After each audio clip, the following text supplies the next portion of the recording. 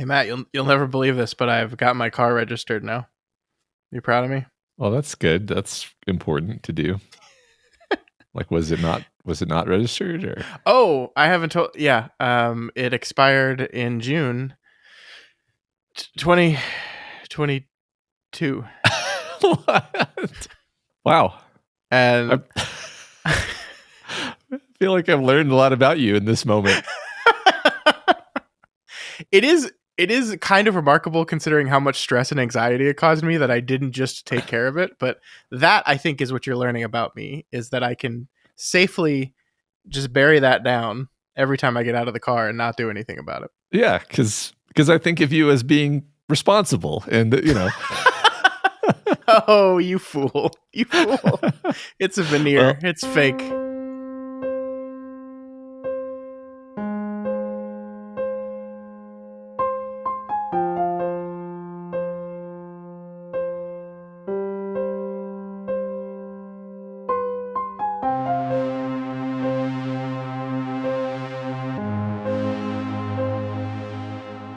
Hello and welcome to Flanagan's Wake, a Doof Media podcast eulogizing writer-director Mike Flanagan.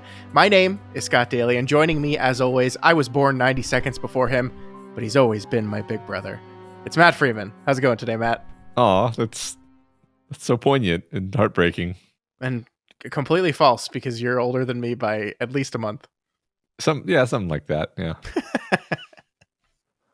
This week on the show, we are continuing our journey through Mike Flanagan's 10-part Netflix series, The Haunting of Hill House. This week it's episode 7, Eulogy. The focus of the show shifts to Hugh Crain as we see him struggle to reconnect with his 4 remaining children while saying goodbye to his 5th. Also, we learn a little bit more about the Dudleys, and Hill House has a black mold problem, Matt. What did you think of this week's episode? I love this. I was looking forward to us finally getting to the Hugh Crain episode, and it did not disappoint. I just love this character. I mean, I think part of it is like, as a father, very often you're sort of thinking about this show from this perspective of a father, where you're like, how would I have managed this situation with these kids? Yeah. And so I was eager to do the and the both of the actors who do the younger and the older Hugh Crane are great. And I think that the interesting distinction here is, whereas with the other characters they have a kid actor and an adult actor, in this case they have 2 adult actors who are both stellar. So that's just really fun to watch. And I feel like this is, we're kind of moving the plot forward. Like, I feel like Yep. we're learning a lot more about what really happened at the house, although we still have a lot of questions. A lot of really cool moments, a lot of cool, like, memorable moments I kept thinking about after watching the episode. So yeah, really excited to talk about it. Yeah, I really like this one too. I was talking to you earlier this week about how kind of this interesting thing happens with this show where I have this very clear memory of the first 5 episodes, and I think it's because the structural conceit of those first 5 is just very locked in my mind. Of each episode is one of the kids, and then I have very clear memories of episode 6 because of the technological marvel than it was. But I have this blank space in my memory that is episode 7 almost through 10. I mean, I remember the conclusion of the show very clearly and very well, but like the details of episode 7 through essentially the end of the show, I don't have a lot of memory of them. And so watching this episode in some ways felt like a first time watch for me. There were moments where I was like, oh yeah, I remember this, but I just had remembered so little of these episodes. And I couldn't even remember going into this one. Was this the Hugh Crane one or not? And it was delighted to be. So I don't know who to give credit for here, Matt. If it's Timothy Hutton or Henry Thomas, Mhm. but not only are they both doing an incredible job, we talked about how good Timothy Hutton was in last week's episode, but they're doing a very, very great job at emulating each other. I think earlier in the show, we gave Henry Thomas credit for doing a very good Timothy Hutton impression. I'm less confident about that now. I think they're just doing a very good job at both becoming this Hugh Crane character and matching expression and movement and talk very well. I mean, they're not exactly in sync, because I think with Timothy Hutton's version of the character, we are seeing an older Hugh, a Hugh that's possibly the least assured of himself that we've ever seen, because he's just kind of been beaten down by all the events of his life and the choices he's made. But man, they're both doing such a great job. There's like moments where we cut very quickly between the two of them, and I'm like, that's the same facial expression Yeah. exactly.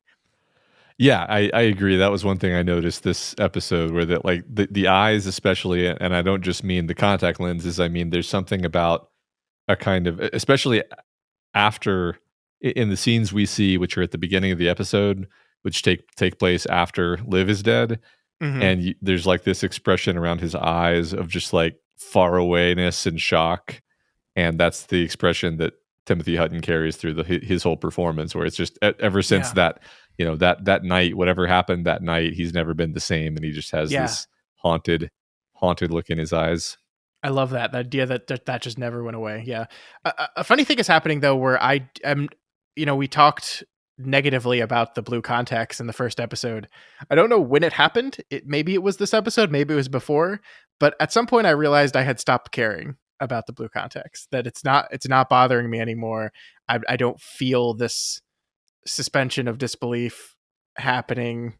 I'm fine with it. I think like this episode actually makes it very clear that the blue contacts look exactly like Timothy Hutton's eyes, Right. actually.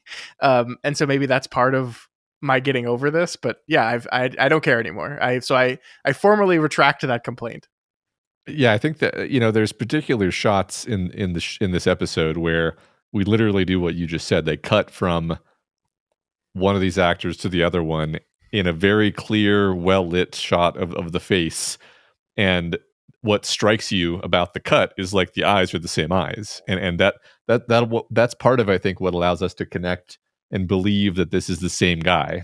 Is Yeah. that like, well, they have the same eyes, they're the same guy, and if they had different colored eyes, which they do, then I think we would accept it because we watch movies, we know how they work, and we know they're not actually the same man. But I think it subliminally convinces us that it's the same man.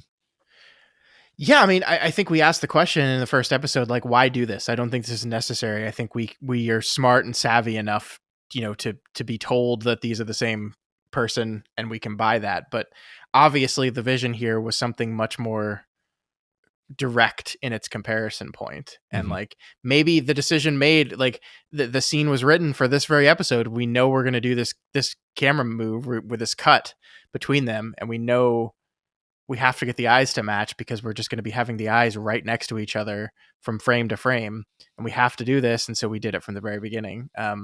It works. It just works. I don't care about it anymore. Yeah. Yeah. Good. Cool.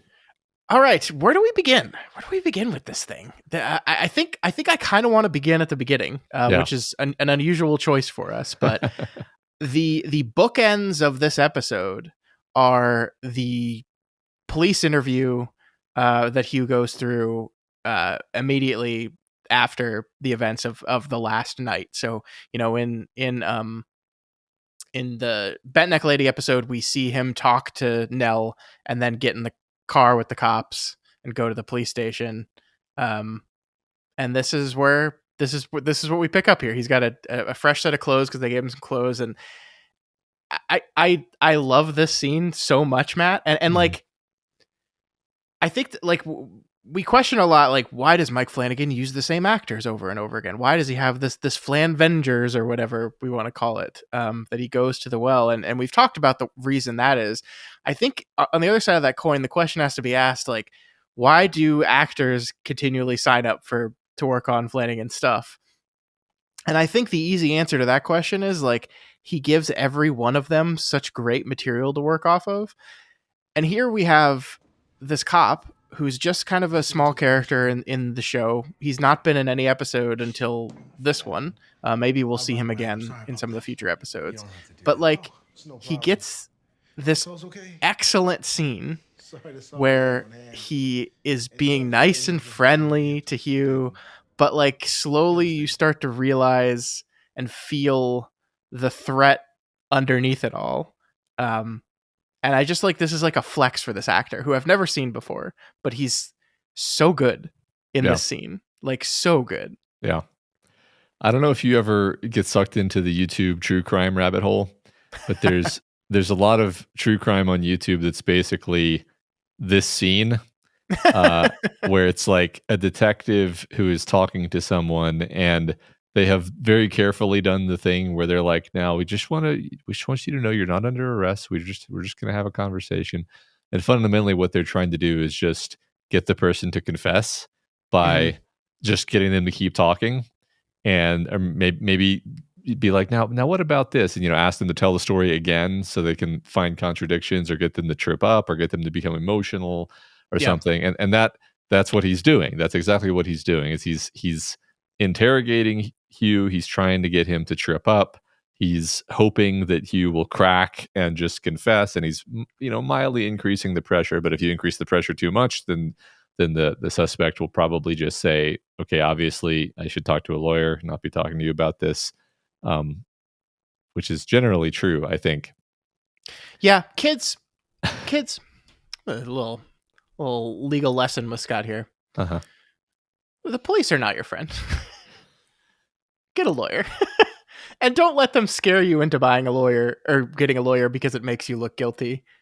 Get a lawyer.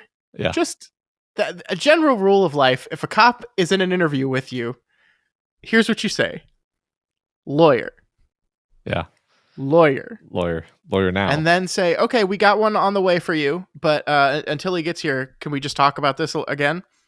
No, Yeah, lawyer. correct. Because, yeah, they are not your friend. They will try to twist your words. They have a job to do, and they're going to do it, and they're going to use any tricks they have in their book to do it. And we see a lot of that here, that he is being nice and friendly and kind to Hugh. And it's like, oh, thanks for coming. Thanks for volunteering to come down here. You can leave anytime you want, but you really shouldn't. Yeah, I also yeah. like this scene has a lot of repetition of phrases in it, and I think this is intentional. The way that this is written, the dialogue the cop has, he repeats phrases a lot, like "I told you that. You remember I told you that," and he says, "I understand that. We all understand that." And then when he's talking about the body, he says, "It's a mess. I got to be honest to you, it's a mess. It's a real mess." And he just has these phrases over and over again that he repeats. "You like to fix things. You're good at fixing things. It's no trouble. It's no trouble." Like he repeats himself multiple times, and I didn't.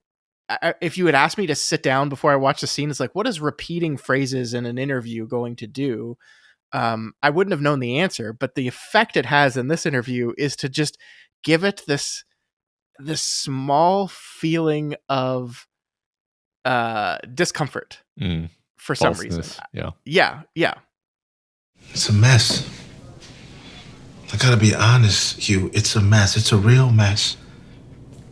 Your kids being pulled out of their bed in the middle of the night, and we're talking to them, of course. You know it's a mess, right? And we haven't even talked about the other body. That didn't have anything to do with us. Of course not, but you can fix it right here. You like to fix things. You're good at fixing things. I keep hearing this about you. Is that right? It makes it feel scripted because you're hearing this. Like people don't normally talk like this, and Yeah. it makes it seem like the words he's using, he doesn't actually mean any of Yeah. them.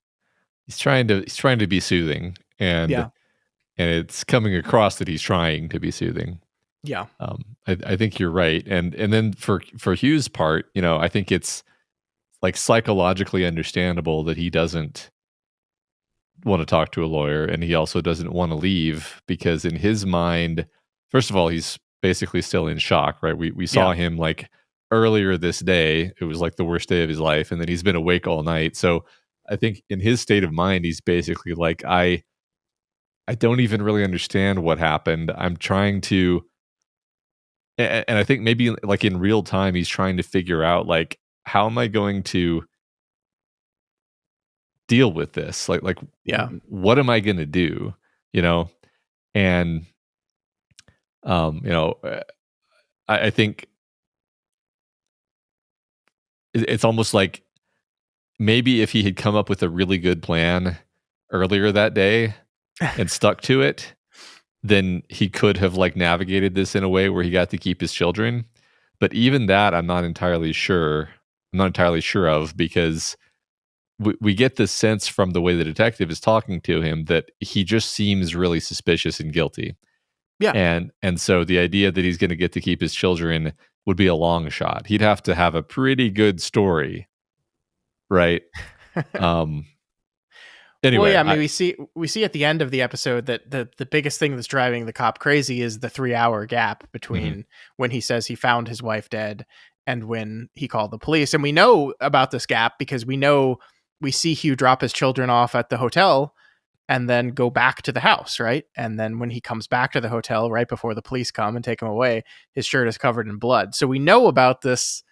That I don't think we had a time to it, but we knew there was a gap between when the actual events happen and when he was taken away by the police to have this interview. So what happened in that?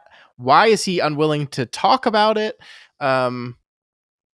We just don't know the answers to those questions, but we understand his state of mind, I think, for sure. Right. And I mean, to put the timeline in order, he basically carried his kids out of the house and we saw a glimpse of Liv still in the house, like alive, presumably not a ghost. And so that implies that when he went back, either she died, after they left the house, or I think more likely she died after he got back to the house alone and either kills herself or possibly he does kill her, because she's demonically possessed. Like that's still on the table. And I mean, he seemed very like I love the line of was like, you say you didn't do anything to her, but you get real mad when I say she committed suicide, right? Like, so like he seems pretty adamant that he didn't do anything. I didn't touch her is what he says over and over again. That's true. I mean, I think the most straightforward reading is just that the house killed her, and in his mind, that's just it. Like, she didn't kill herself. I didn't kill her. The house killed her. But I have to be galaxy brain about everything and second guess myself. Sure. Speaking about Liv, like, I thought it was interesting how, first of all, so many cool things that this episode is doing with this idea where, we suspected last episode that, he keeps having these little asides and we're like, okay, he's talking to the ghost of Liv, obviously. Like, that was pretty clear to me, and I hadn't seen, I didn't know that was coming. And I just love the way that it's actually revealed, where the camera shows, like, yeah, she's there. She's for him, she's basically always there giving him advice. And she's wearing blue, which in my interpretation is like, well, this is the real Liv, as opposed to the red Liv, which is like, that's actually the house kind of wearing Liv's skin or impersonating her. But then you get to the question of, or rather the episode brings us to the point of Hugh saying, like, I see Liv all the time. It's just a coping mechanism, though. It's very psychologically normal. And he says this to Luke. And my question was, does he actually believe that? Does he see Liv as a hallucination that he's having? Or is he just saying that to Luke to kind of put him at ease, and he actually thinks that this is a ghost? Or there's also the possibility that it isn't a ghost and it is just his hallucination. But I don't know. I wonder what you thought about all this. Yeah, I mean, it's really interesting because there are two like very distinct Olivias in this episode, right? There is the young, healthy, vibrant Olivia that she was before she died, that is kind of like the angel on Hugh's shoulder. And then there is the ghost version of Olivia that we see kind of two different versions of. One when she's trying to yank Luke under the grave, and the other when she's creepily crawling out from behind Shirley's desk. It just seems like those two versions of Liv are not the same version. Now, whether that means one of them is just the house putting on a Liv mask and the other is actual Olivia's ghost, or it's just as straightforward as Hugh says it is, that the Olivia that we see offering advice and reacting to things over Hugh's shoulder the entire time is just a construct of his mind that he is and that he lives with. And I mean, the conversation we're having with Luke is kind of like the opening salvo is like, look, it is normal to see things sometimes. You don't have to worry about that. But also sometimes it's not just your imagination. It's not just a construct of your mind. Yeah. And sometimes the things we see are real. And of course we know he's right. Yeah. And I actually really love that scene because I love that Luke throws Hugh's own words back at him in that scene.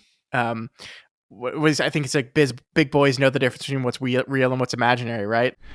Because people see things. And it's, I know it sounds nuts, but but you don't have to feel crazy because sometimes Big boys know the difference between what's real and imaginary. Isn't that right, Dad?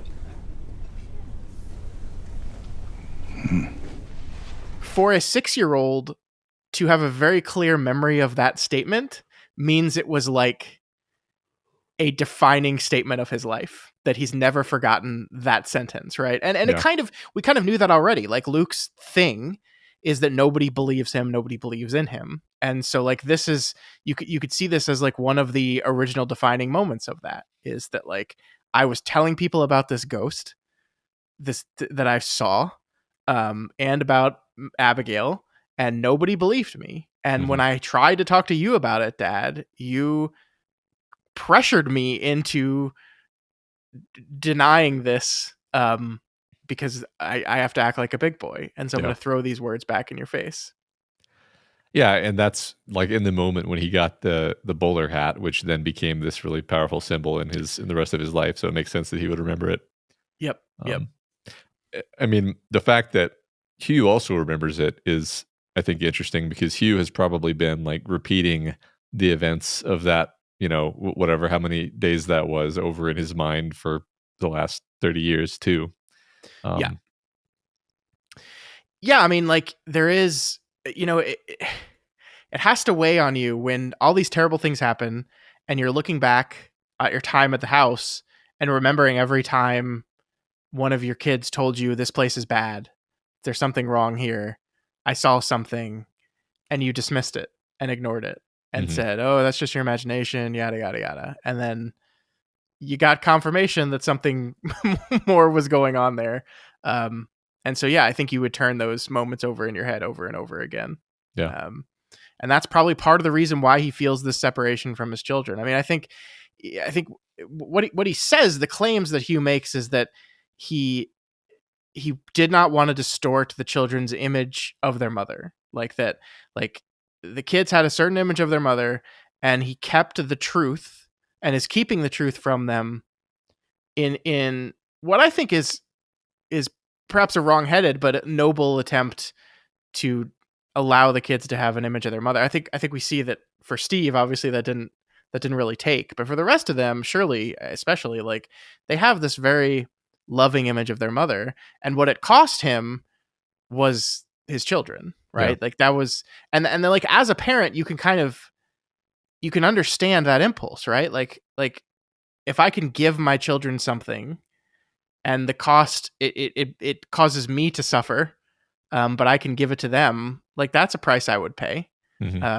Now, again, I'm not saying Hugh made the right decision here, and I think we need to fully understand what the decision was and the why of the decision before we fully conclude on this. But like, you can see like this is what it cost him, and he thought that this was the right call to make. This is what it cost him, and here we look in this episode, and he's looking at his children, and he gets a one-on-one conversation with all 4 of his remaining children, and you can see he's kind of desperate to mend that bridge, to repair that relationship, to build something once again, to fix it, right? I mean, we're back to that phrase, right? This is something shockingly we talked about with Shirley. Now we're back with Hugh, and he wants to fix things. Yeah. That's what he does. He wants to fix things, and I think maybe this is kind of subtextual, and maybe this is kind of me reading into the performance, but I feel like the death of Nell has made him realize that he essentially made the wrong call.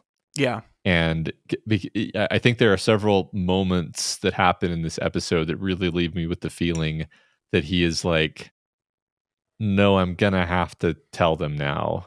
And maybe I should have told them long ago, but it's too late now. Nell is dead, but I can still save this. But it's like there's several times where he's trying to kind of steel himself to rip the Band-Aid off, and or even maybe more subtle than that. He's just trying to kind of have a conversation with them so that he can work his way around to that eventually. Yeah. And it's just, nobody's giving him the time of day. Everybody's kind of stiff arming him or flat out rejecting him like Luke did. And it puts us in an interesting situation by the end of the episode, because this episode felt like a plot heavy episode in a way that none of the other episodes have, where Sure. Yeah. and it's like, really plot heavy, Matt? It's like, okay, relative to the other episodes, because the other episodes were almost all, the first 5 essentially were retracing the same period of time 5 times. The plot didn't advance at all. That was by design. It was 5 times through the same thing. And then the 6th, did I get this right? Yeah, the 6th episode is the wake, which is moving the ball forward by a few hours, but not much. Yeah. And really fundamentally, it's just like a big conversation. Yeah. A lot of relevant things happen, but this episode covers more time. You get the sense that things are being put in motion, like Luke taking the car keys.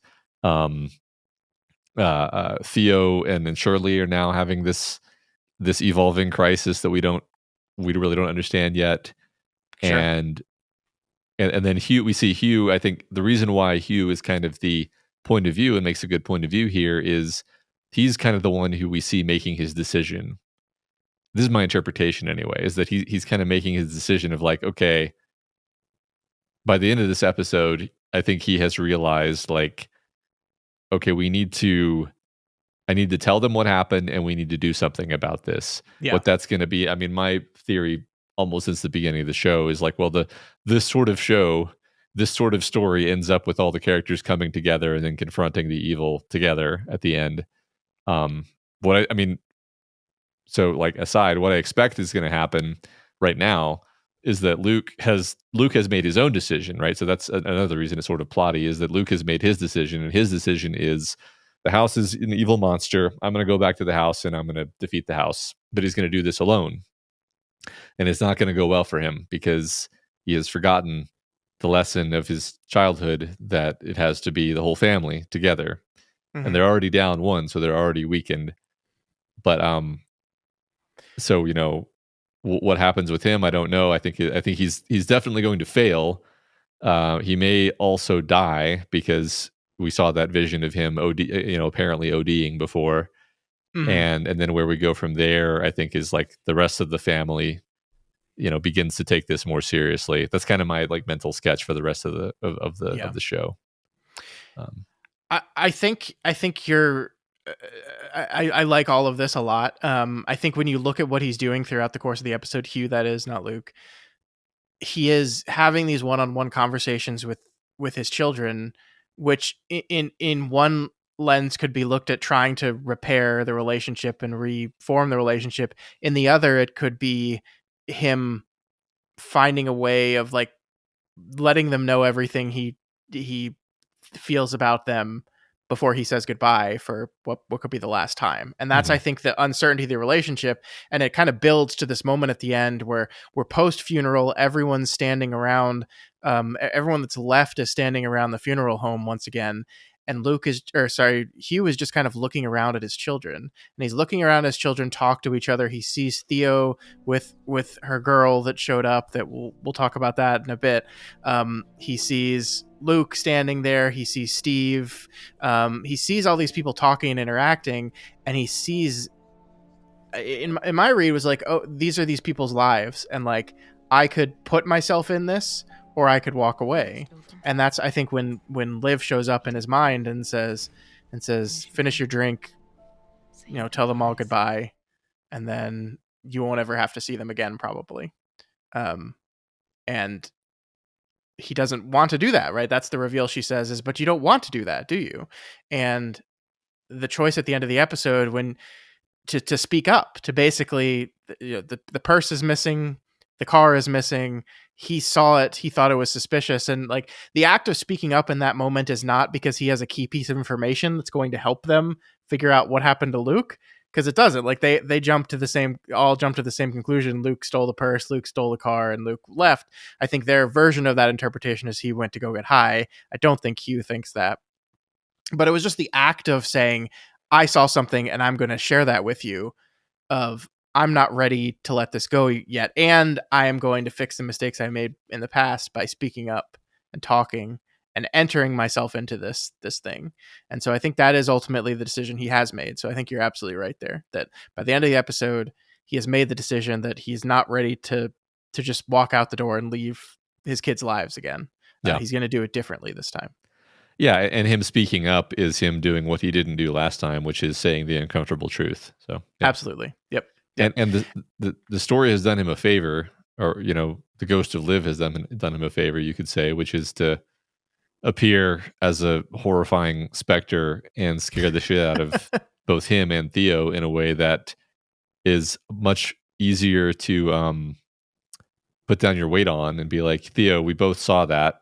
Yeah. Like now you and I at least know that something pretty fucked up is going on. Where do we go from here? Mm-hmm.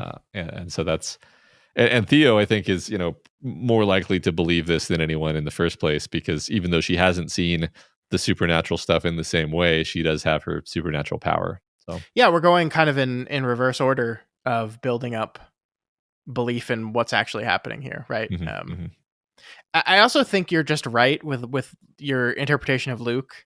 This is not coming from any kind of future knowledge.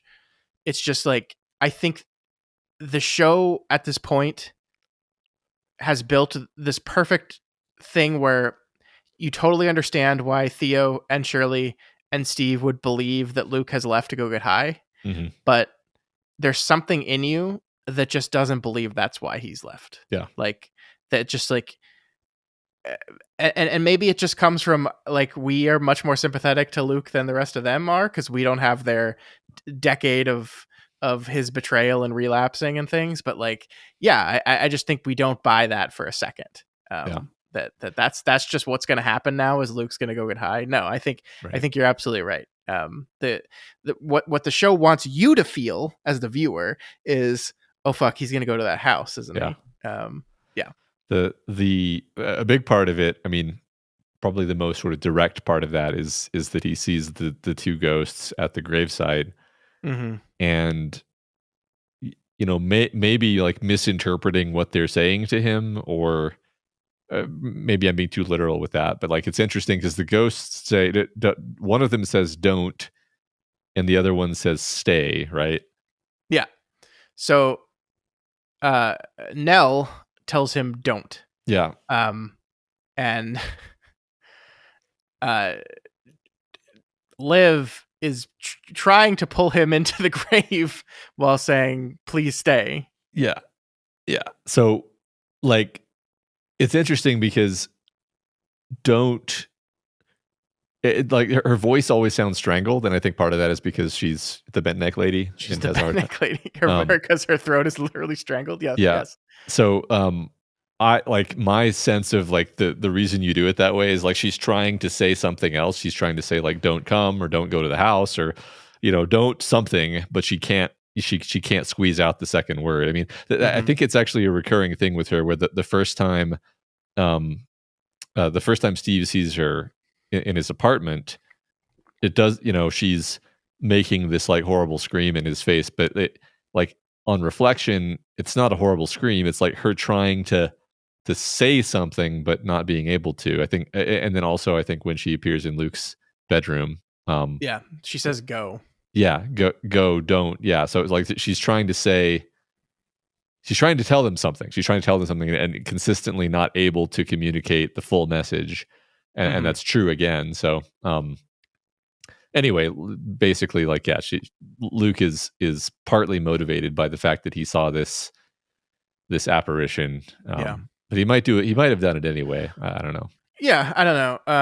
I mean, I think the Liv we've seen appear toward multiple people throughout the course of the show has been trying to call them back to the house, right? Mm-hmm. So stay, I think, from Olivia feels like come yeah. Almost. Yeah, I think you're right.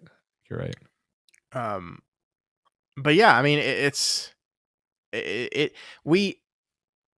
I think you're definitely right. Like, it feels the most plotty, and we feel like I think we can kind of perhaps see the shape as you said, of where the show is going to go and ultimately conclude now. I mean, we could arguably have made that guess at the very beginning. A lot of our listeners have compared the show to It, which is really funny because that's like never a comparison that I consciously made, but it just it does have a lot of surface level comparisons. We talked about this before, but yeah, just the idea that like the kids are going to have to get back together as adults and confront the evil. That's just seems very straightforward, and it does seem like that's where we're moving towards for sure.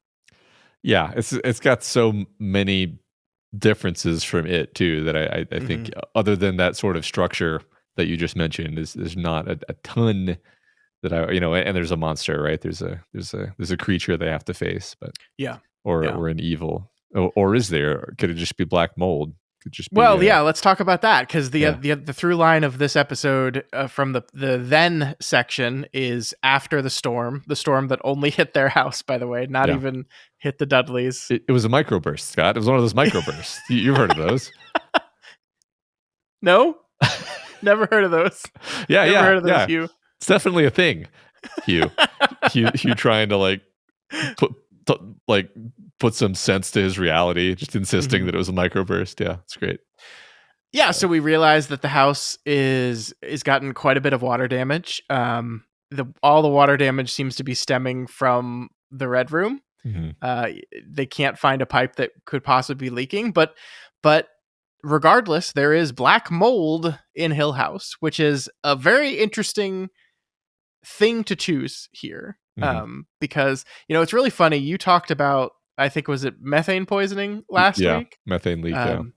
And it's not methane, but one of the symptoms of severe black mold exposure is hallucinations and just general mental issues, right? Yeah. So the show has now conveniently created a thing for us that allows us to be like, all of this has been in everyone's head the entire time, and what all the kids thought was ghosts and what Liv's decline was just mold poisoning. Yeah. Mold exposure. Right. So that's, and I love that. I mean, the reason I love that is that I really, really love how this show has stuck to the theming of the book so well, where like one of my favorite parts of the book was this idea that the book ended. We read the whole book. We talked about the book in detail. And then after the book ended, we were like, so Scott, what the hell happened in this book? And by that, we meant like, was this supernatural? Was this all just mental illness? And that's what the show has fairly consistently done, is it's given us very few moments where it has broken that ambiguity, where it's like, it could be mental illness. It could be now black mold. It could be ghosts. It could be not ghosts, but just like the evil house sort of manifesting hallucinations that you assume are ghosts in sort of a the Shining fashion, where the hotel, the Bates Motel, geez, the Overlook has, there you go, has like it's it's a little point being, it's a bit muddier than just like, yes, there are ghosts and the ghosts haunt the house.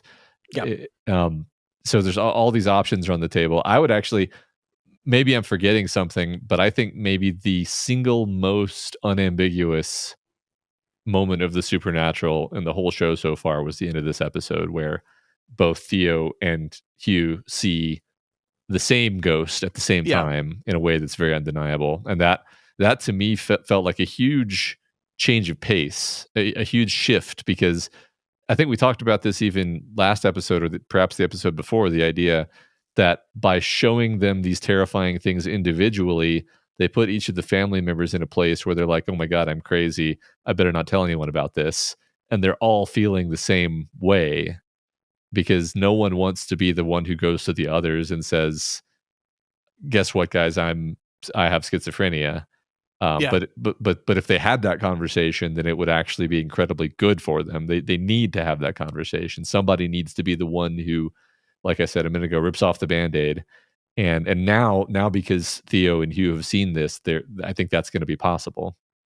Yeah, I mean, that's a great point. Like when Luke sees Nell and Liv at the funeral, nobody else does, right? Yeah. Like Steve, of course, doesn't and wouldn't allow himself to, but it's not like Hugh does either. Like Hugh believes him because Hugh knows what they're dealing with here more than anyone else, but Hugh doesn't see that. He's not witness to that moment. So I agree, like having both Theo and Hugh clear witnesses to this moment of supernatural does feel like a watershed moment. And yeah, like I love the black mold being a thing. I love introducing this as an option. Like it's just not that, right? Like No. can we, like 3 episodes to go, it's not just that they're all hallucinating from black mold. Like it just doesn't seem like that's the type of show we're in. No, I like. It's fun that we add another layer of ambiguity, but no, I think by having this moment with Theo and Hugh, we're just like, okay, good. We know there are ghosts now. You know, the other thing about the black mold is the black mold itself seems kind of supernatural. Where it is like, this is not just like they can't find the water source. Yeah. That none of it matches up. Like they think it's in the red room only because that's the only place they haven't been able to check. But there's no pipes coming from the red room that they think would be there. So yeah, like the black mold, like the house is fucking with them. Like this is what the house does, right? Like we see like it's manipulating them, it's messing with them, it's making them see things that aren't there. We see this with Nell in the present when she dies, right? It's like it's giving you an image of a thing that isn't there. If you think a noose is being put around your neck, it's actually a necklace. Like it is fucking with you. I was joking with you earlier about this, but it's fucking with them in a very similar way to the way the Lasser glass fucked with the characters in Oculus, where a lot of what happens in Oculus, almost all of what happens in Oculus actually, is characters doing things to themselves or to others because they think they're doing something else. And I'm not saying the house operates in that exact way, because Nell doesn't jump off the ledge herself, right? She's pushed by the ghost of her mother. So it's not quite the same, but it is like the house is manipulating you, and it's creating black mold here. For what purpose? Well, maybe to make you kind of think you're crazy, or think maybe there's something. Maybe Hugh is like, oh, what's wrong with Liv? Oh, maybe it's just the mold. Maybe it's something to do with that. And it's just like a way of just fucking with your head and getting into you and challenging you. Like this whole, like with the scratching in the walls, the black mold, just the water damage in general, is the house looking at Hugh and saying, oh, you can fix things, huh? Well, fix this, buddy. Good luck. And the fan too. Like we haven't talked about the fan accident yet, but you know, Steve says he unplugs the cords. The camera unfortunately cuts away from him unplugging the cords just before we actually see him unplug the cord.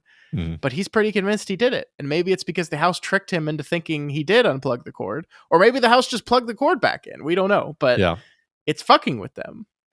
Right. It also, like, there almost seems to be a moment where, like, you don't hear the fan running. And then, like, right when he puts his hand into it, the fan is running. And it's like maybe it was running the whole time and he just didn't hear it.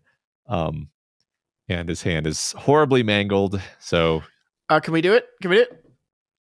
Ding! Ding. I think that's Flanagan destroys hands counter number 4. I think sounds right to me. Yeah, it was awful. It was it was terrible. Yeah, I'm 90% sure you would absolutely need stitches, and I'm not confident that he went and got stitches for that. Yeah, he just patched it up. It's a heartbreaking moment, though. I mean, there's a lot in this episode that's very heartbreaking because it's basically like Hugh and Steve. You don't really see the other kids, and Steve loves his dad so much, and you know, and Hugh loves his son so much, and so the moment when his hand is cut, and he's like, "Why don't you go upstairs?" and it's like go and play, go and play, and he's like, he's trying not to like yell at him, but he's, you know, you just had your hand sliced open. You're in pain. You're shocked. You're startled, and it's got to be incredibly painful to Steve. And then this is going to be like one of the last things that happens between him and his dad, right? Yeah. It's awful. It makes me really sad. Yeah. It's a story. I think you're absolutely right. Like it's a story of Steve being invited to feel like an adult and on a team with his father, right? Like that is, and you could make the argument that Hugh shouldn't have done that because he is still a kid. Like when he's trying to save some money and cut corners with the dealing of the black mold, the guy is like, obviously the guy has a vested interest in having him hire his people to come out and do it, but he's like My budget's no, I got a team, right, Steve? And like Steve is like beaming at that, like he's beaming, and then as the guy says, "Oh, that's a lot for a kid," and he says he's not a kid, and Steve this is the highlight of his life at this point. Is his dad just has invited him to do this work with him and is treating him like an adult, and like this is and even when Liv comes downstairs, she says, the two Crane men working together, and it's like this moment of like, oh my god, this is the greatest thing. Any son wants their father to do this, and then he messes up, which isn't even really his mess up. I think this is just the house messing with them. And yeah, the first thing is go and play, which is such a childish thing to say. Like it's I mean it's almost cruel, you know. Yeah. I don't know that I don't think it's intentionally cruel, but it's he's speaking in anger. You know, he is hurt. He's physically hurt, and he's lashing out in that moment, and that's awful. Yeah, it makes it really sad because you can kind of put yourself in Steve's head as a kid, kind of thinking like, man, like I you know, envisioning like I'm going to be Dad's, you know, right hand man, and then we're gonna fix up houses together, and that's what we're gonna do. We're gonna fix up houses together, and he's gonna teach me how to do that. And like that's a future that he probably had in his mind, that this Crane and Son construction. Absolutely. Like, and there's this moment when Liv comes downstairs to deliver the blueprint, and Hugh is like looking at the blueprint, like weirded out, which we'll get to that. One of the things the other thing that's happening in the scene is Steve is walking his mom step by step through what they're gonna do to clear the black mold out. And again, he's speaking with such like pride and happiness, because he's like, look, Mom, look, like I this is what we're doing. And he's doing it from a place of authority because I am part of this. I am helping with this. And yeah, it's really heartbreaking. And yeah, I mean, it's like, I don't want to blame Hugh for that statement said in anger and pain, but like that's to me part of one of the terrifying things about parenthood is you just don't know the things you say sometimes that have enormous effects on your children, either positive or negative, right? It's like you're not even fully aware that the thing, like, oh, they're going to remember that forever. You just don't know. Yeah, no, I agree. That's one of the hardest things is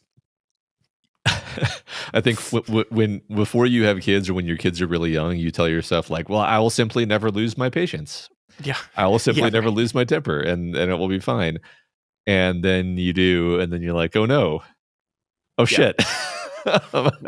And you know, I think the important thing for me anyway is to really take responsibility and apologize if I, you know, promptly apologize if I feel like I have done the wrong thing, or you know, no, for sure. Just not, basically, just don't be cruel is kind of a pretty important rule. We've talked about this on a podcast before. I don't remember which one, but I have this very clear memory of all the like classes you take before you have your first kid, like that the hospital offers. And one of the things in there was like, now just remember, if you're ever like really frustrated with your child, put it down and walk away. Put it down and walk away. And I remember watching this being like, why would I, what are you, huh? Frustrated with ridiculous. The baby? What? Yeah. Don't be ridiculous. Like, I would never get that frustrated that I would need to put the child down or else risk like hurting the kid unintentionally. And then, man, you have a kid and you're like, oh, no, I get it now. I totally get it. Not that we did not hurt our children. Right. Let me be clear here. Well, yeah, because you're not modeling yourself as running on like 90 consecutive days of sleep deprivation. Yeah. So, yeah. And the baby just won't stop crying. Yeah. I mean, it like your kids have this remarkable way of pushing your buttons sometimes that you lose your temper sometimes. And I agree. The thing to do is apologize. And I don't blame Hugh for, he's got his hand open up. He asked his son to turn off the fan, and he feels his son did not do the thing he asked him to do.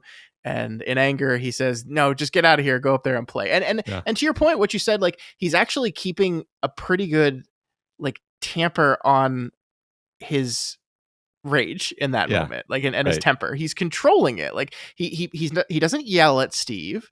He just says, "Go upstairs and play." The problem is Steve was feeling like for the first time his father's treating him like an adult, and then "go up and play" is one of the most infantilizing things you can say to a young boy who is now convinced himself it's me and dad doing all the men stuff. Yeah, it's very sad. And so what we mentioned, I guess we kind of skirted past this, but I want, before we kind of leave this part of the story, I wanted to talk about the Mr. Dudley element. Holy shit. So by the way, I think this is a big part of why I kind of said this was a plotty episode, because we spent a long time talking about how the future timeline moved things forward, but like the past timeline also moved things way forward. For the first time, I feel like there was a sense of like time passing and like a ticking clock. Like we're moving up to the date. Whereas prior to this episode, I feel like the stuff that happened in the past kind of almost could have happened in any order. But now it's like, okay, this is how we got to where we ended up. And the stuff with Mr. Dudley is a big kind of escalation of like revealing information, understanding kind of the rules of the house a little bit. Just a fantastic acting and story moment overall. Yeah. Robert Longstreet, who plays Horace Dudley, phenomenal. Once again, this is why people work for Mike Flanagan, because when you sign up to do a Flanagan project, maybe not the first episode, maybe not even the 5th episode, but at some point in the course of this show, he's going to throw you a monologue, and it's going to be a chance to stretch your performance muscles. And I think Robert Longstreet crushes this monologue. Like, it's fantastically written, so it's like he's been given a gem, but he just nails it. Probably ain't my place. I love every part of this. Like, the setup is so good. Of like, maybe it's not my place, but maybe your wife should take a break from the house. And Hugh's like catty response of, "You're right. You might be right. It's not your place." And like, Probably not your Horace place. feels this is so important that he's not going to let that deter him. And he like, the monologue is great because he like throws his bona fides down first, right? Like, it's not that he's just going to say, no, here's how the house works. He's like, "Look, I was born here. I've lived here my entire life. I watched what this did to my mom. I watched what this did to my wife. Don't fucking fuck with me on this. I know what I'm talking about." Yeah. And I think the other thing we have to talk about with the Flanagan monologue is also the Flanagan push-in, because this does the same thing that I think he's done. I definitely on the monologue in Gerald's game, where Gerald was sitting on the bed next to her as she's closing her eyes, talking about the hidden things in the dark. Also, definitely the monologue with the woman in the very first episode of this show. And again, here on Horace, we start in a wide, or I guess a medium probably, and then slowly over the course of the several minutes this monologue goes on, we move into a close-up, where by the end of the monologue, we are right up in his face. And that just helps really accentuate the build of what he's talking about.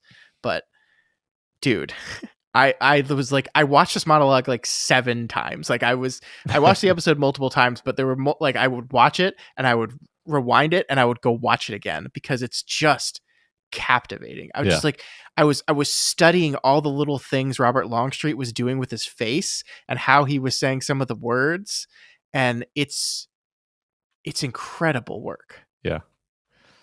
Yeah, I mean, I love him as a character actor. You know you're gonna have a fun time whenever he's in anything, and usually in a relatively smaller role, I think. But he's fantastic. He's very solid.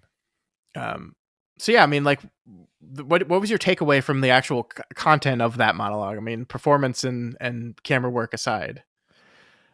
I mean, so you gave us a little bit of story information that the house is like really only dangerous at night, because he and his wife have essentially completely avoided its evil by just sticking to the rule that they don't go there at night. Mhm. And it was kind of driving them crazy, especially his wife, prior to them making that choice. Yeah, Also, yeah. Sorry, go ahead. Just also the fact that it's really seemed to be preying on her more than him, and the fact that it kind of drove his mom crazy, it tried to drive his wife crazy, drove Liv crazy, and now it has killed Nell. It really seems to sort of particularly go after women, although obviously it affects the men too, but it seems to kind of prioritize the women, I guess. This house is a fucking misogynist. I It can't is. believe it. It is. Wow. Yeah. I mean, I think like with the Crain women, at least, it seems to be like similar to The Shining, like people with the touch, for lack of a better term, right? So, I mean, maybe the lesson here is just women in the world of this show are closer in tuned with any kind of ESP than men are, and obviously, like the house is fucking with the men too, right? Like throughout this episode, the house is messing with Hugh. I love the creepiness of the black mold that looks like a face, or I don't know how closely you studied like the shape of a person that the black mold looks behind the wafting plastic wrap, Mhm. but like the first time you see it, it's just like, oh, it's like the vague outline of a person. And then when he's looking at it again, I think this is right before he sticks his hand in the fan. Like you start to see eyes and a nose and a mouth in it. And it's really creepy, actually. Yeah, I love it. I love that. It reminds me of earlier in the show when we had like the face made out of the wood whorls, right? There's a lot of that, a lot of that kind of imagery. Well, and one thing we didn't talk about earlier is that like they also very intentionally made faces a thing in this house, like the wallpaper, the mantles, like everything in this house from a production design standpoint is like made to slightly resemble faces. So you're just supposed to like feel not only the statues, which are everywhere, and the background ghosts, which are everywhere, but also like even the walls themselves kind of look like their faces looking at you. So like this is it's playing into the type of thing where even if you don't notice it, you're like feeling it. Yeah. So speaking of the wall, we find the body. Yep. And good old William House. William Hill. William Hill, not William House. It's called Hill House because they were the houses. Would be the house. Yeah. I don't know. I guess what's interesting to me is that the house has led them to discover these secrets, maybe. Like the house has led them to discover, the house led Theo to discover the cellar. The house led Hugh to discover the dead body. What is it doing? Why? I don't know. It's just messing with them, just enjoys this. It's interesting, though. But this is Bowler Hat Man, Matt. Because you see him in there with the cane. William Hill, our bowler hat man. This is Luke's ghost. Is this in the actual basement? It is in the basement, not the secret basement that Luke and Theo found. Yeah. So I kind of got my wires crossed for a second because Luke does see a ghost in the secret cellar basement, but it is not the hat and cane ghost. Correct. It is a different, more kind of torn up looking ghost. Yeah. I don't think we've seen again since then. No, we have not. Which is pretty interesting, actually. Yeah, but this is Bowler Hat Man who apparently bricked himself up in the wall. Just like all those nuns. You said this to me in a message earlier this week, and I had totally forgotten about the throwaway Mrs. Montague line about how there's a nun who's bricked up in the basement. Yeah. But that's great. That's great. I love it so much. I immediately had the thought of like, I didn't think it was a nun, but I had the thought of like, this is a reference to the idea that Mrs. Montague keeps saying I'm getting something about a nun being bricked up in the basement, and the implication that she's always being talked to by nuns who are bricked up, and his husband and her husband being like, there's never been any record of any nun being bricked up alive anywhere. So is this kind of like an auto amontillado?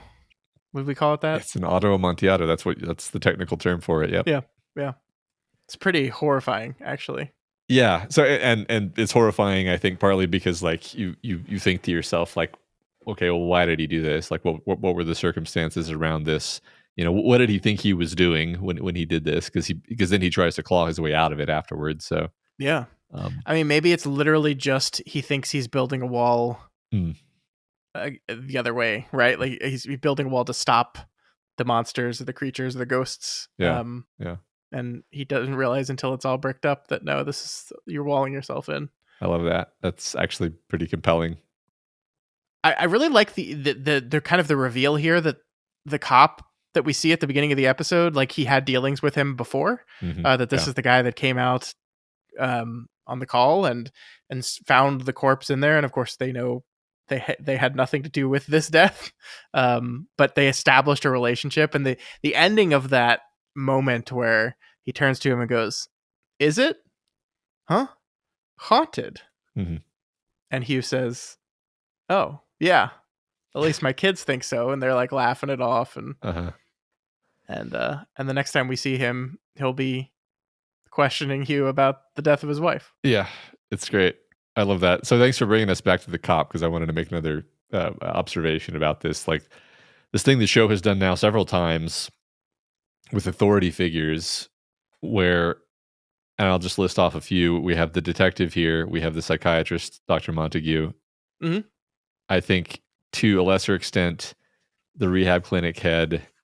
I think to an extent, Shirley in her capacity as a funeral director. These are all authority figures in some sense or another who are being confronted with people telling them something supernatural and messed up is happening. And the authority figure having the completely understandable reaction of like, you know, essentially, are you sure you're taking your meds? Or, you know, just skepticism and suspicion. And I think it's really interesting because over and over, it's like the authority figure in question is having what would normally be exactly the right, correct reaction. But in this case, we happen to know that there is actually an evil house and there are ghosts. Yeah. And so I think this works really well dramatically because it heightens everything, where it's not just that there's a ghost house, it's that there's a ghost house and nobody's going to help you. And in fact, the fact that the ghost house is persecuting you is like making you more vulnerable to the world. Like effectively, you're in danger from all corners because of the influence of the ghost house, not just in direct danger from the house itself. Yeah, I like this a lot because it kind of the place I take this and where my mind was going while you were talking was this idea that the authorities that exist in our world are essentially mostly meant to prop up like the status quo, in that to help continue the understanding and security of the world in which we know, like a police officer is not a police officer's job. A detective's job is not to drastically change our understanding of how the world works. It's their job to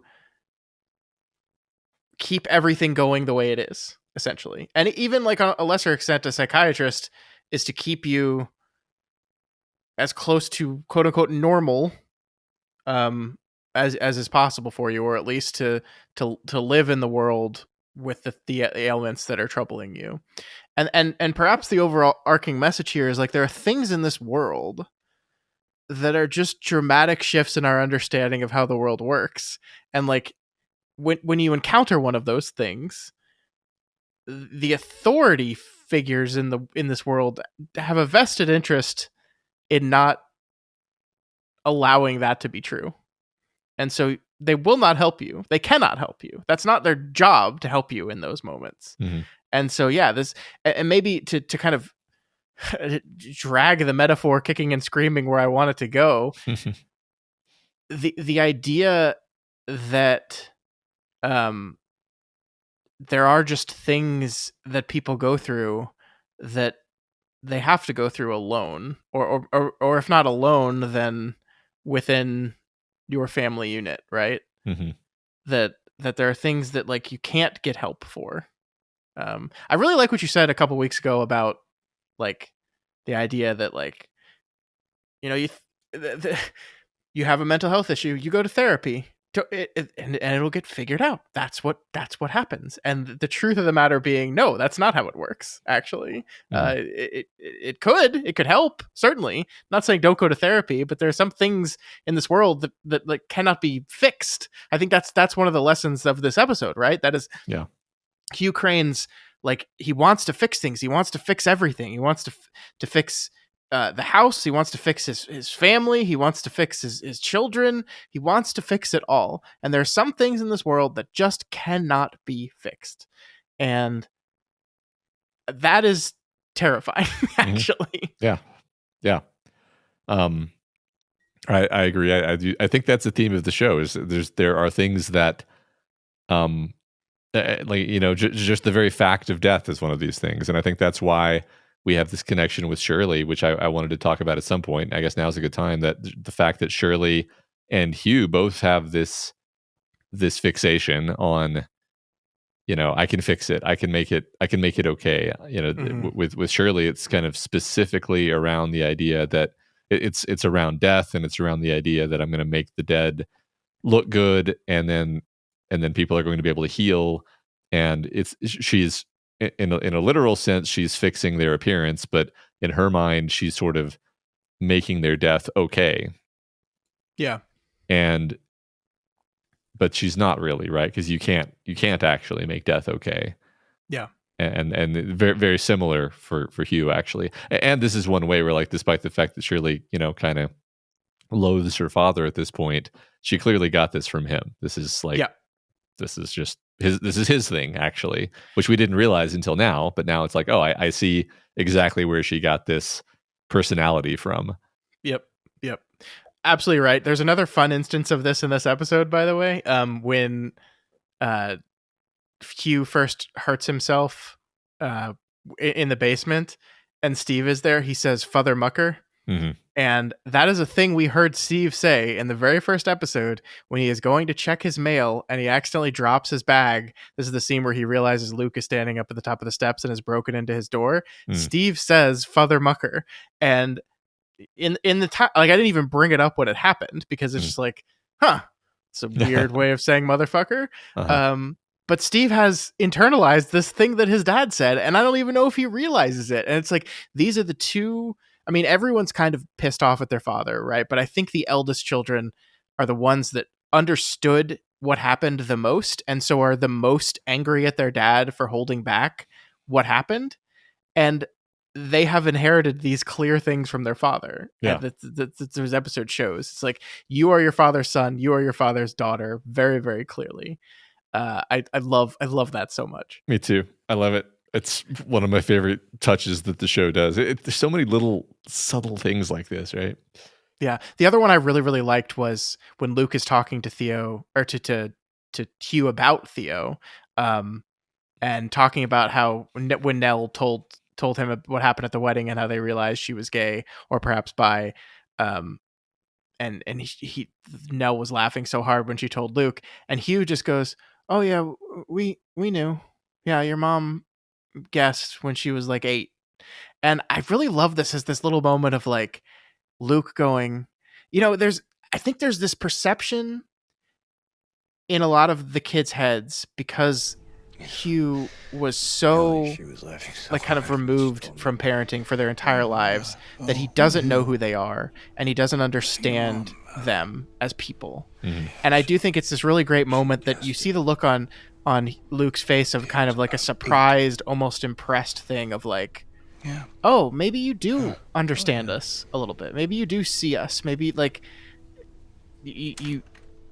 maybe you see us better than we see each other. Like, this is a thing that the other siblings didn't figure out about Theo until they were in their 30s. Yeah. And Hugh knew 20 years ago. Yeah, there's probably a lot of stuff that Hugh knows that he hasn't told you guys, or the Yeah. observations he's made that he's just kind of filed away and kept to himself because it's not really his place to blab about these things. Yeah, I think that's true. I think another interesting, my kids aren't adults yet, but I remember when they were really little, and I had every once in a while I'd have a moment where I would just feel like there was a kind of injustice to the fact that like this little 3-year-old that I'm playing with right now is going to be like gone and replaced with like another person effectively in a few years. And that felt really like weirdly sad to me. And now my kids are, they range from like nearly teenage to still big kid status. And I'm like, that was wrong. They weren't replaced. These are the same exact kids. They're the same exact. There's more to them. They're more complex. There's more like facets. But the core, the core person was there when they were 1. Yeah.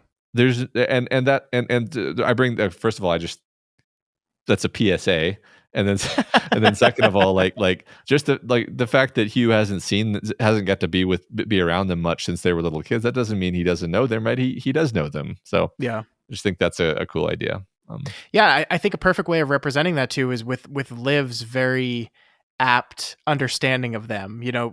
We see the Liv over his shoulder constantly like coaching him on them, like talking about Shirley space, and then when he's trying to prod with Shirley and sticks his hand in the fan,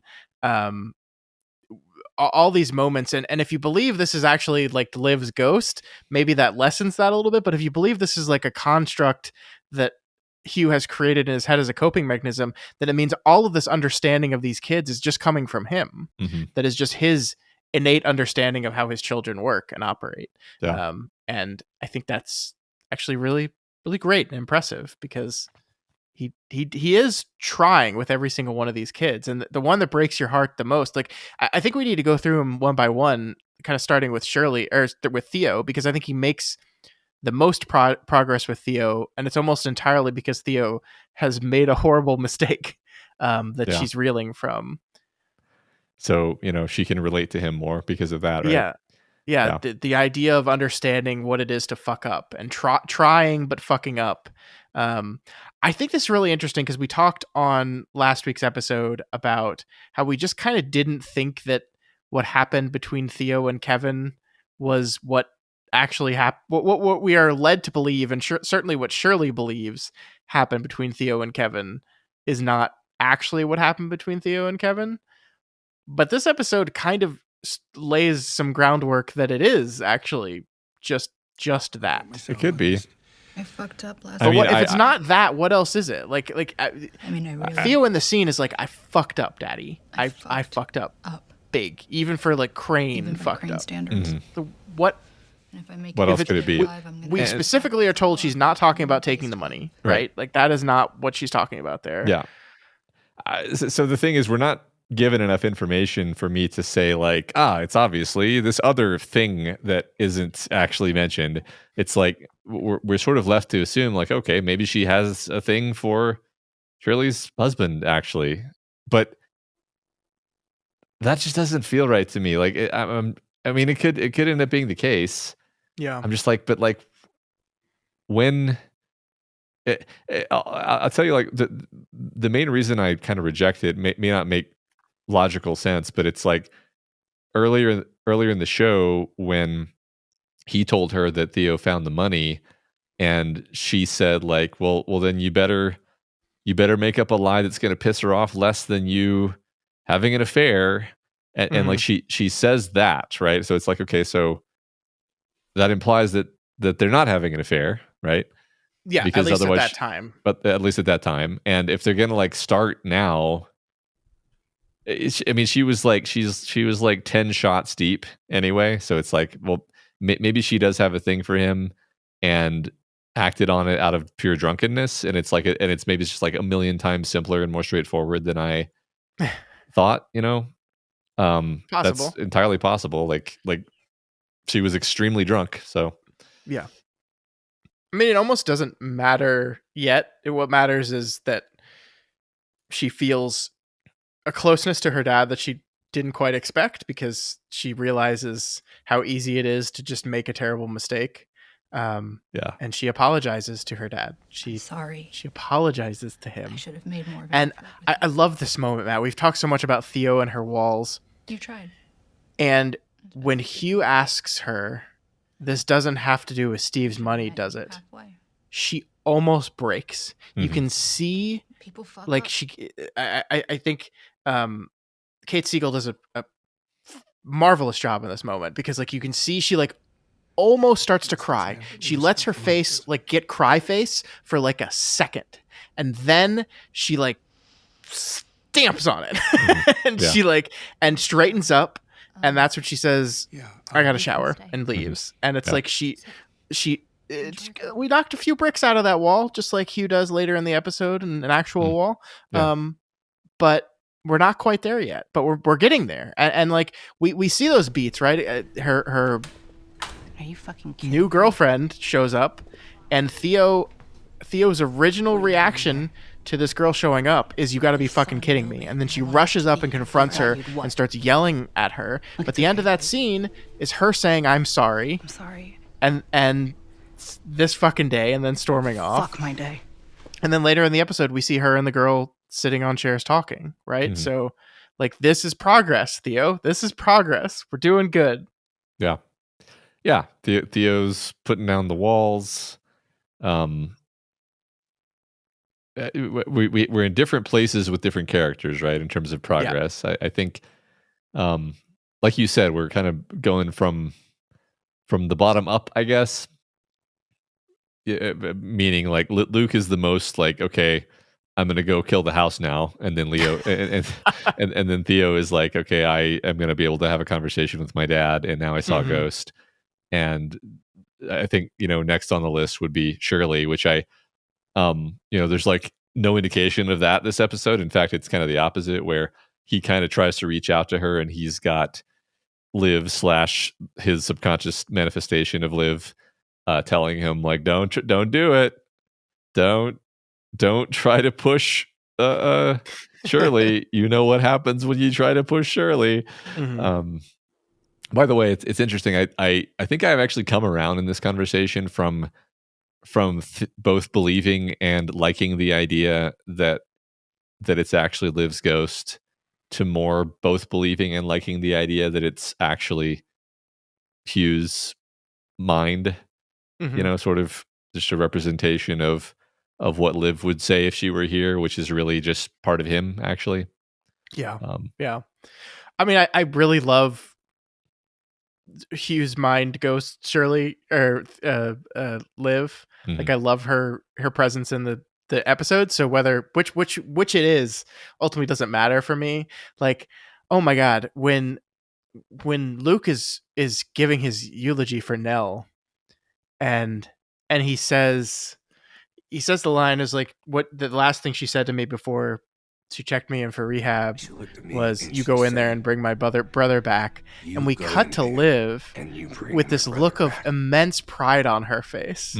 And she says like, atta girl, or good girl, or something like that. Or that's my girl, I think is what she says. And it's just like, I don't care who this Liv is. Like, right. I'm glad I got to see her have pride in her daughter for a moment. Yeah. Which may be Hugh having pride in his daughter, which is also beautiful, I think. So it works either way.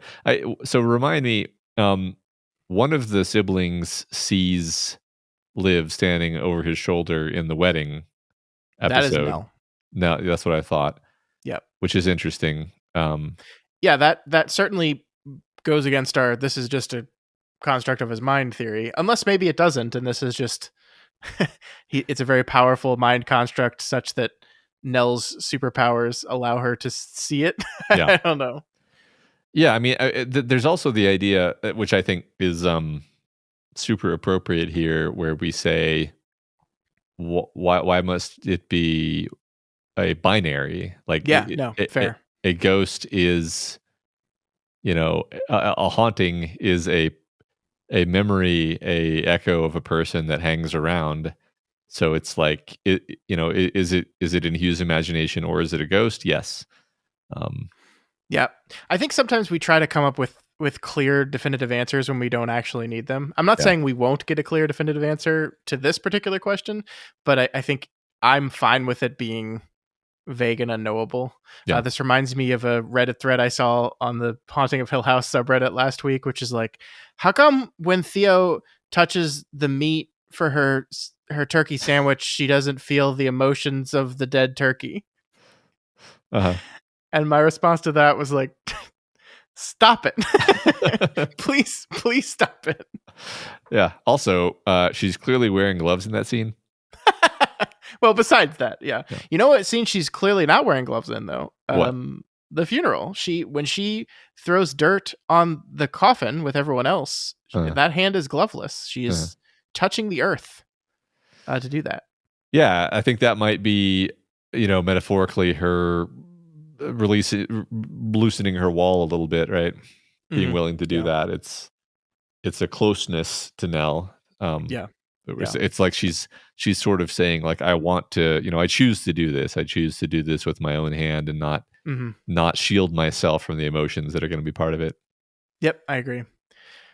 So the actual eulogy is at the funeral. So Shirley steps up first and reads from a poem called Away by James Whitcomb Riley. Pretty touching poem. Like it. Unsurprising that Shirley would use someone else's words rather than her own words. That feels harsh saying it, but like, it's a good point. I would probably too, so I'm not going to judge her too harshly for that, but I think that is very Shirley. And then I don't know, what did you feel when she says she opens it up for everyone and the person that steps up first and the only one we get to see speak at the funeral is Luke? I think that's kind of on some level what we want to see, because we know they have the closest relationship, and he gives this really poignant and moving, like sort of perfect eulogy. This is like the type of eulogy that I'm like, God forbid I have to ever give a eulogy. If I say that, of course I'm going, like, people die. There's no stopping that. I'm not Matt Freeman, convinced that no one's ever going to die, but like that's like, I don't know. I don't know if you've ever had moments in your life when, like, you go to weddings and you go to funerals and there's always those moments of like, anyone else who wants to say any words, step up. And in your mind, you imagine yourself standing up and like saying the best words, the most incredible words that perfectly fit the situation. And you probably could never actually accomplish that, but you see it in your head, you doing it. And I feel like Luke's eulogy here is exactly like the thing that I would see in my head of like, I'm gonna nail this and say the perfect, poignant, wonderful thing. Because it's a great speech. It really is. Well, I think so. Like, the thing about that situation is, like, the reason it's perfect in this show is because Luke is just speaking from the heart. He didn't, Luke didn't like go rehearse this. I don't think. Like, I think Luke is just like, I have to get this off my chest, and then he goes and he says it, and like there's no nervousness to him, because he's not thinking like, oh, are people going to remember later that I gave a really good eulogy and that's going to make me seem cool? It's like, no, he has to, and that's what makes it effective. And I love that last line. I was born 90 seconds before Nell, but she was always my big sister. It's great. Does that completely contradict what we talked about 2 weeks ago of the perception of Nell as the baby of the family? I don't think so. Right? I think no, I don't think so. I think the family still sees her as the baby and the one that they're gonna take care of, and the house goes after her first. So in some sense, she's the most vulnerable. Speaking of Luke, Hugh like tries to connect with him multiple times. He's kind of rebuffed. I really like the moment at the beginning when he sits down next to him and Liv says, where he says, I didn't get the chance to tell you how proud of you I am. 90 days. That's really good. And Liv is like, he doesn't want to make this about him. Make today about him. Again, really great, insightful stuff if it is just coming from himself. And I just like, so, okay. Timothy Hutton is doing this thing in this episode with Hugh where he's doing like, and a lot. Like, I don't know if you noticed that. Like, Yeah. he's just making like that kind of noises, like, Yeah. And I felt I really liked it, and I liked it so much I wrote it down, and then I was like, what do I want to say about this other than I liked it? But it is this affect, I think, that is really, it fits him perfectly as this guy who doesn't necessarily know what to say or how to react or what to do and all this stuff because he's so out of practice at being a father, but still ultimately finds the right words to say. Yeah. I don't know. Yeah. Well, I think part of it is like practical because it's sometimes Liv will say something to him and he's surrounded by people.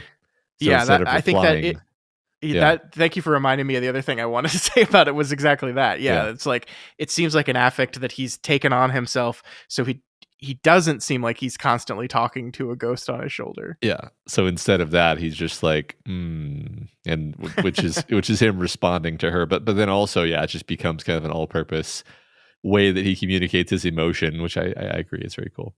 Mm-hmm. And then we get to his final conversation with Steve in this episode, in which Liv basically tells him the perfect things he could say in this moment, and he can't bring himself to say them. You know, like, this is a guy who I think is in the midst of making a decision, is torn between a decision of just leaving these people's lives forever, or sticking around and trying to build the bond. And he says the words he can say to Shirley. He says the words he wants to say to Theo. He says the words he wants to say to Luke. He can't bring himself to say it to Steve. Steve, what? I'm sorry I didn't talk. And I'm sorry I didn't listen. And I'm sorry I wasn't there. And it's the regret of my life. I'm so, so sorry that I couldn't fix it. What? You fly safe. And that kind of completes the arc of this episode, from the relationship young Steve had with his father to the complicated relationship adult Steve has with his dad. Yeah. I think that's the one we most want to see repaired too, which from a Doyleistic perspective, that's why we don't get it now, because we have to keep it for later.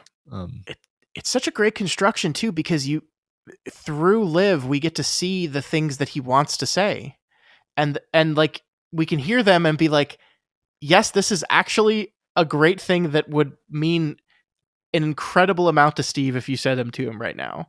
And then we have to see in sadness that he can't bring himself to say them. So do you think it's as simple as like Steve just hours ago told him wrong parent died? And so his feelings are hurt, and so he doesn't feel like that's why he can't say it, or do you think it's more than that? I think it's more than that. I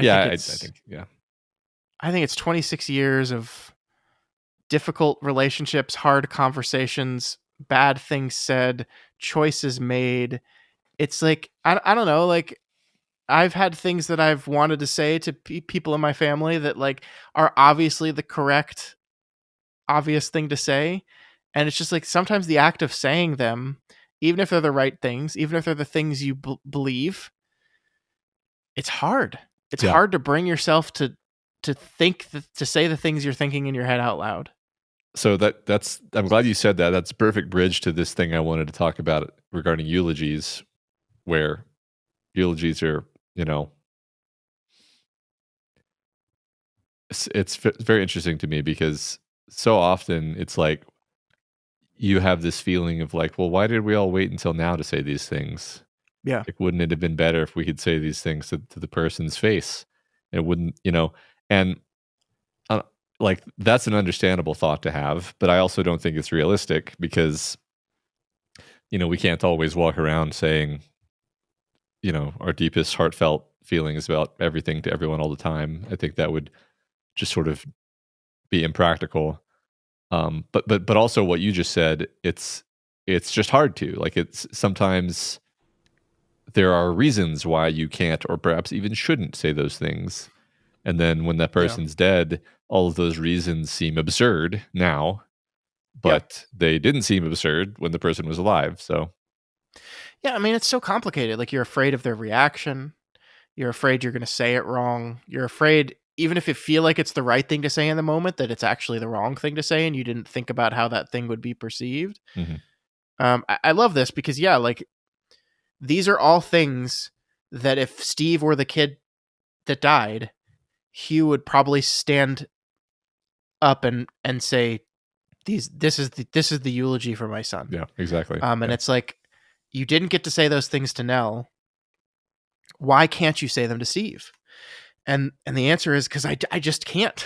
and like I hopefully will get him to a place where by the end of the show he feels like he can, and he feels like he can be honest with his son about not just what happened that night, but about every day after that, and what the choices he made did to him, and acknowledging what the choices he made did to his son. And I mean, this stuff's really complicated, and father-son relationships in particular are so fascinating to me. I mean, like, I love my dad very much, and my dad and I don't talk about the stuff that I talk into this microphone about. Like, I would feel more comfortable telling my dad the way I feel, talking to you about it on a microphone that thousands of people are going to listen to, than I would walking up to my father and telling him. Right. Like, that is the relationship I have with my dad. And does that make sense? Of course not. Does that mean I'm going to walk up to my dad tomorrow and say some things I've been meaning to say? Absolutely not.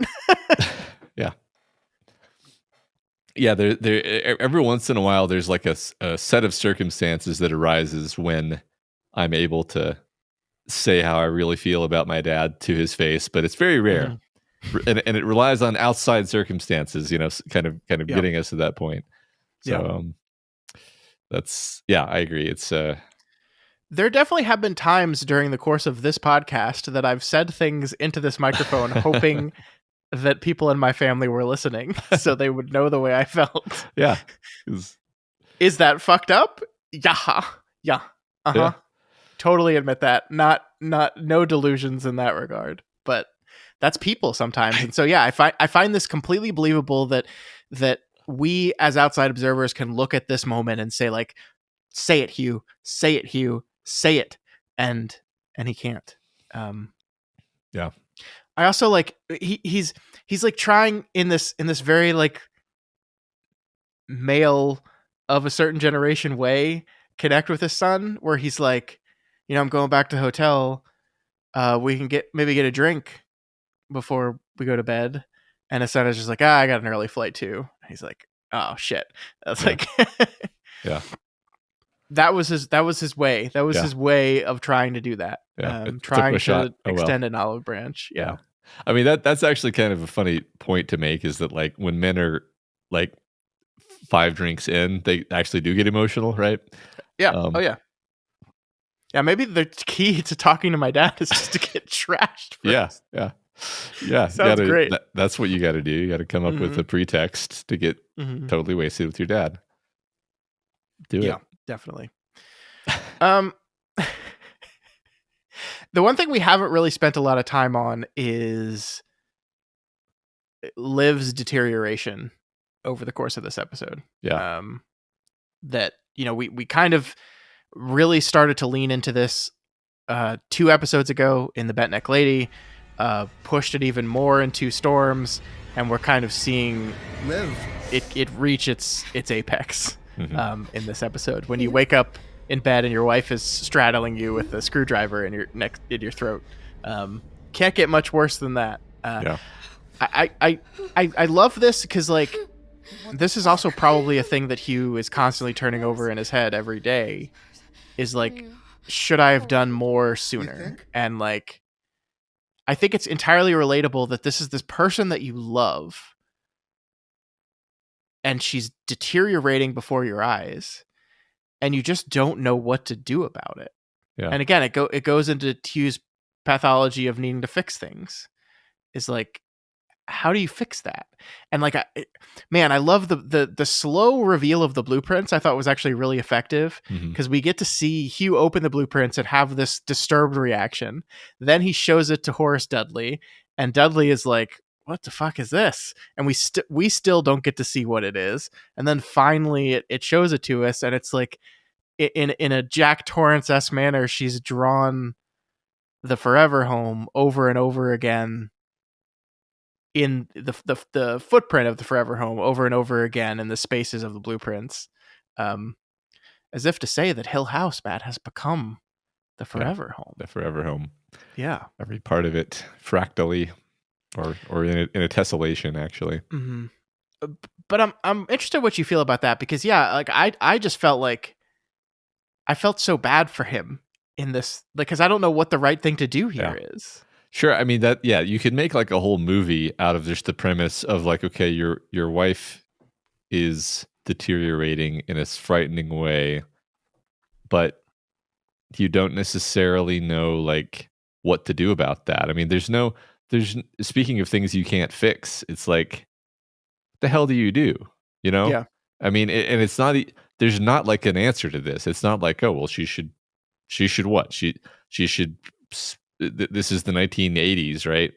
Like, what's the answer, right? Like it's unclear is it to the me. 1980s or maybe 90s, right? I think it's I have no. It's 26 years from present time, which is, I think, I'm assuming present is just the year it was when this came out, which was 2018. So 90s. Well, 90s. I mean, they have VHSs, you know, so that's why I say it's the late 80s, early 90s. Sure. Yeah, that makes sense. So, what was I saying? Yeah, it's a terrifying situation. It's a upsetting situation. It's a great premise for, like, again, you could make a whole movie about this. And yeah, he doesn't know what to do. He knows that something needs to be done, but it's the sort of thing where you're like, maybe it was just a fluke. Maybe she did just have a bad dream. Maybe she did just have a bad headache, and she's having kind of an episode, and it'll pass, right? I think that's what you reach for in that kind of situation. Generally speaking, is you reach for, like, it'll pass. It's a rough time. There's stress. It'll pass, and things will go back to normal. And because if I were to act on this, it would be a huge fucking deal. It would be enormously disruptive, possibly life-changing. And so I'm just going to pretend that that's not a possibility and that that's not true. Yeah, and we actually see him wrestle, even if he's going to confront her about the blueprints too, because like, you know, he says, like, oh, it's not a big deal. It's like, no, I have to ask her about this. I have to. Yeah. And he doesn't until he wakes up and she's got a freaking screwdriver to his throat. Yeah. I think Carla Gugino is doing such a great job with this character, and I love the moment, like, she wakes up horrified and saying she had another bad dream. He's like, you think? Uh-huh. And then once he gets her to calm down a bit, he's like, you had a screwdriver to my throat. And she goes, no, I didn't. And it just happened. Yeah. It just happened. And she's already, like, pushed that aside. Uh-huh. Yeah, I mean, like, it's kind of heartbreaking when she's just like, I think I just let it sneak up on me, you know? Yeah. And like, the plan we learn is that she's going to go spend some time with her sister.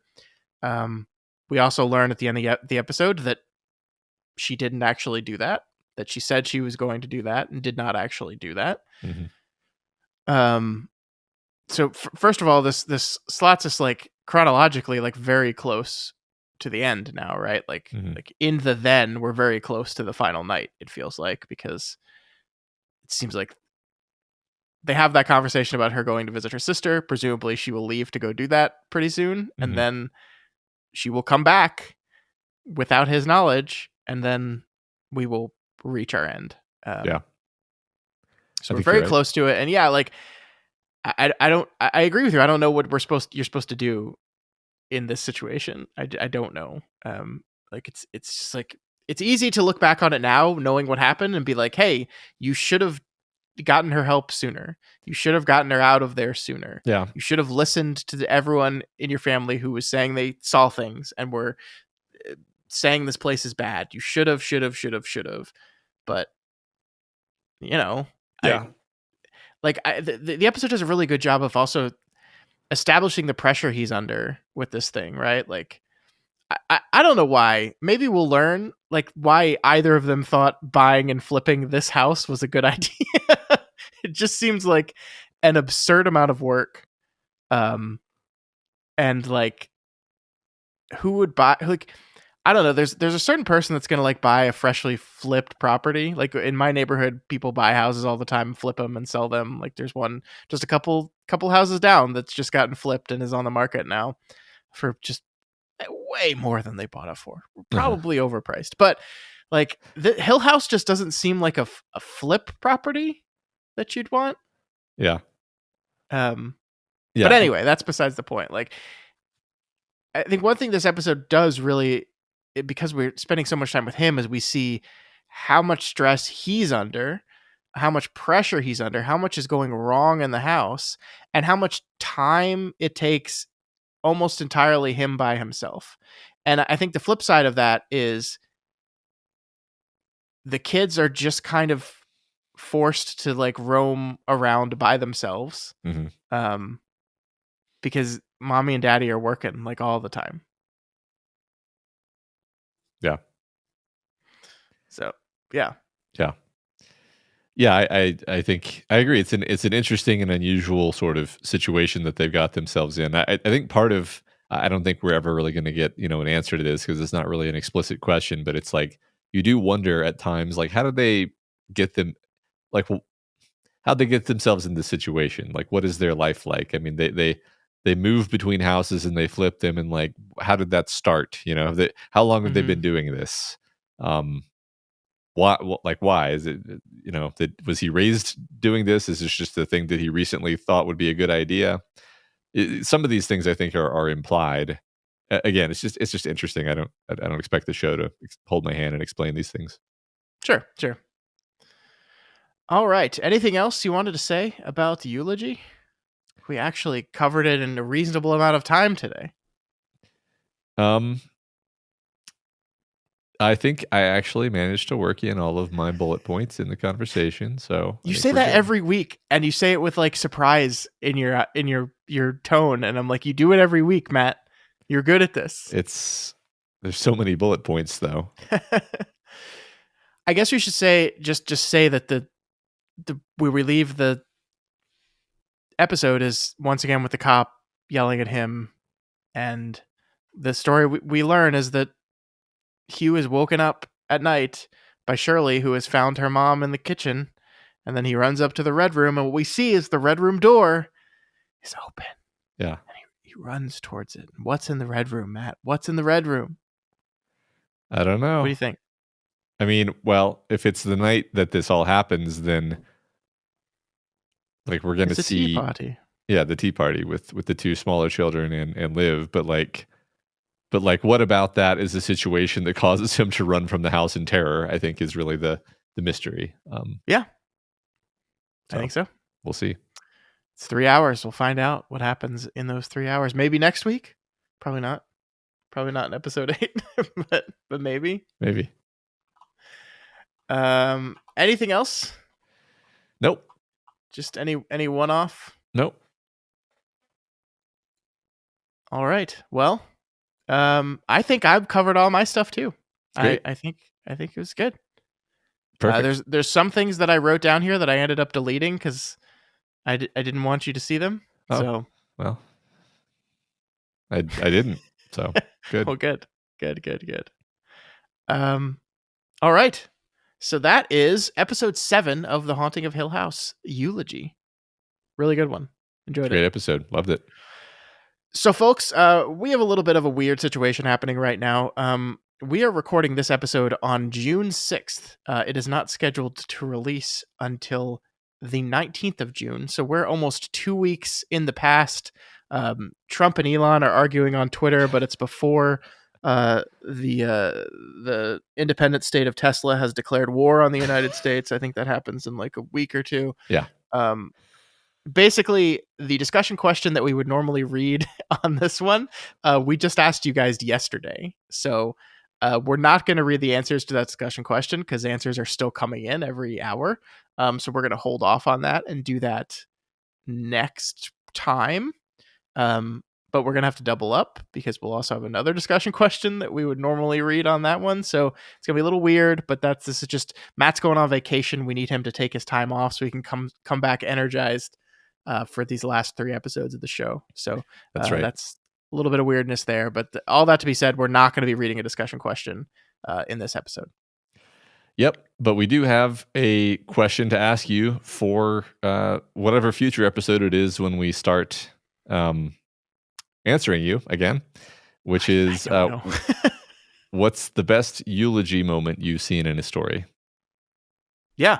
I think there's tons of eulogies in stories. Maybe like you could do like a formal actual eulogy or just a moment of honoring the dead. I don't care. Do it. Yeah. But that is it for us this week on Flanagan's Wake. Next week, we continue with episode 8 of Hill House called Witness Marks. What could that mean, Matt? What's witness marks? I've never heard those two words put together like that, honestly. Well, I guess we'll find out. Witness marks. It's weirdly evocative. So, yeah, I'm excited. Yeah. Well, anyway, remember you can reach us at flanaganswakepod@gmail.com, over on Twitter at flanaganswake19, and on Reddit at reddit.com/r/doofmedia. A great place to hang out. Lots of fun threads over there. We're also on Instagram at doofmedia and Blue Sky at flanaganswakepod. Don't forget, every episode can be found on video format on our YouTube channel, and I really mean all of our episodes because we won our copyright dispute with Netflix. That's right. We fought the law and we won. And we've won. So please give us a comment and a thumbs up and share the love. Sometimes the copyright system works. Yeah. And when a thing is clearly fair use in every measurable aspect, the person making the copyright claim agrees and releases it. Yeah, for all that we complain about YouTube, usually things resolve favorably. It just takes time. Yes. If we were monetizing these videos, it would have been very annoying because our video would have sat unmonetized for 2 weeks. But that's true. We're not. So it's fine. Yep. Y'all got to see it. Y'all got to watch it and listen to it, and it will exist out there in perpetuity, which is what we want. So, exactly. Thank you, YouTube. Sort of.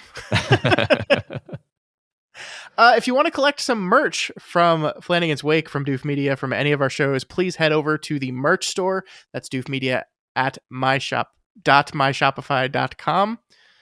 We got tons of stuff there. We got all our mugs, shirts, hats, everything in between. Check it out. Also, if you like any of our shows and you want to support us, then please consider donating to our Patreon at patreon.com/doofmedia. A big backlog of fun bonus podcasts over there, and Scott and I are covering the TV show from in a bonus podcast on the Patreon. So go check that out if you're interested. I think Matt's vacation is going to kind of adjust that schedule a little bit, but we'll be back on that as soon as Matt's back. That's right. Of course, if you cannot afford to donate to us on Patreon, we understand that. Goodness knows we do. There are tons of ways, fortunately, to help us that don't cost a single dime. Please share the podcast. We are running ads right now for our show. It's very exciting. We bought some ads. So if you happen to see any of the ads, share those ads. Help people find the show. Also, interacting with them is good because it's just good. So do that. Yeah. And also, you can always help us out by leaving a rating and a review on our podcast on Apple, on Spotify, on anywhere that there are rating and reviews. This week's Spotlight review comes from Brave Run, who gives us 5 stars and says, "Podcasts are my favorite form of time travel. I've been bouncing around the Doof Pods as I catch up with different readings, movies, and shows, and let me tell you, no matter what the era or the subject, Matt and Scott are a delight to listen to. I recently joined them on their journey to the tower and love the way they banter while bringing but while letting us in on the fruits of their close readings. I've stepped back even further to listen to them discussing Worm, and the role reversal simpler times was a fun change of pace. Once I read more of that serial, I'll be back there with you watching superheroes make bad decisions. And finally, I am in the present listening to these fine fellas dive into the works of our dearly departed. And it has been a real treat to listen and sometimes watch these two dive into spookier and spookier media. Keep up the good works, lads. One day someone will make a podcast analyzing your work. Oh, goodness. I hope not. Please don't. Oh no, I've never had that thought before, but I'm suddenly chilled. That would be awful. Don't do that. Thank you for the very nice words. It's very kind. I sometimes go back and listen to like our really old episodes, and I'm just like, oh, those kids, those innocent kids. The pre-pandemic pre-children of it all. Yeah, seriously. Yeah, thank you to everyone who are continuing to send those in. We really do appreciate them, and I say this every week. I mean it every week. They do actually very much help the show find new people, so we definitely appreciate that. Mm-hmm. All right, folks, we've got to go. Matt has to go on vacation. He's not even going to be back from vacation by the time this episode comes out. That's how long and absurd of a vacation Matt is taking right now. It's wild. I don't know what I'm doing. I'm so happy for you. You're going to have a great time. It's going to be awesome. It's great. But we will be back. For you guys, it's like we never took off at all. We'll be back next week for another episode. Until then, rest in peace, Mr. Flanagan. Will you Googleize you?